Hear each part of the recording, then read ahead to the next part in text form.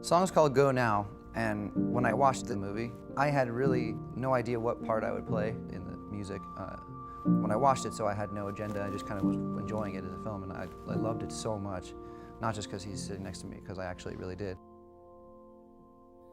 So here we are, we got another chance for life.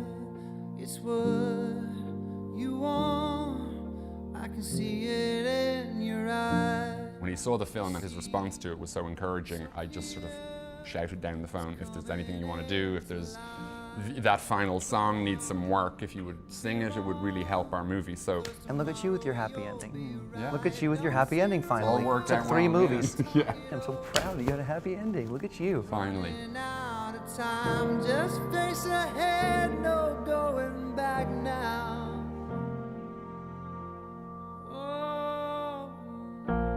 I don't think that at this point in time anybody is able to cohesively tie music to movies as brilliantly as he does it. I'm just hanging there.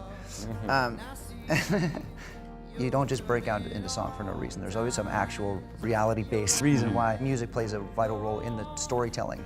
And so I think that's what I love about it, is that it doesn't feel like there's that uncomfortable kind of contact embarrassment from people going into song when they're not supposed to be, that I personally can't really deal with.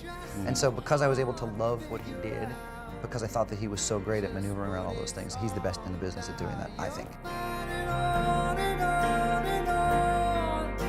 For what you know is true, and I said go on and on and on, do all that you can do. The 80s, you know, people have a very kind of cookie cutter idea of what it was like, but there was great music in the 80s, and so this focuses on some really great stuff that was happening on a big scale too. I mean, Duran Duran was huge. They made great music, and the fashion and the whole thing that was happening, but you never feel at all like it's parodying the time. It seemed like a really realistic take on what was happening in the world. I did in the 90s what was happening in this movie in the 80s, which was I wanted to have hair like Eddie Vedder, and I wanted to be in Nirvana, and and every week it would be a different, every week it was like that. It was like I wanted to be a different frontman from a great band in the early 90s. And I wrote songs, I tried to sound like them, and I was terrible at it. But that's how like creativity when you're young starts, is by emulating your heroes. And when I watched it, I couldn't believe how right on the money it was as far as like the experience of being young and being into music and being so enamored by the whole thing that you want to dress like them, you want to write music like them, you want to get the girl the way they get the girl, you want to write the song that gets the girl. All that stuff that happens in that movie, I can't even tell you how 100% on the money that is.